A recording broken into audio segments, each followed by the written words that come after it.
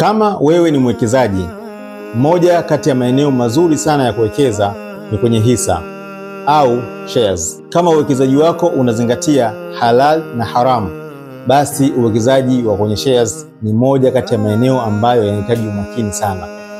Kwa sababu si kila kampuni ambayo unaiona kwenye soko la hisa basi ni halali, na si kila kampuni ambayo ni halali itaendelea kuwa ni halali.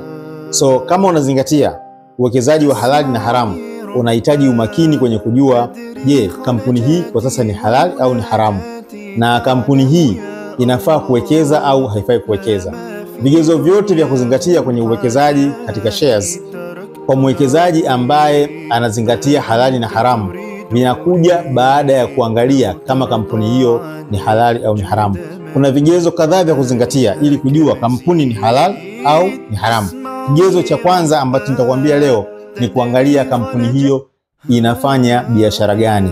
Hicho ni kigezo cha msingi cha kuanza nacho. Je, biashara ambayo inafanya hiyo kampuni au uzalishaji ambao unaofanya unakidhi vigezo vya kisheria?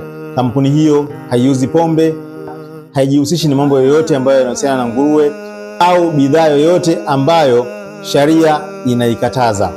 Hivyo basi, nakusihi kama unataka kuwekeza kwenye hisa katika soko la hisa lolote duniani, zingatia vigezo vya uwekezaji kwa mujibu wa sharia.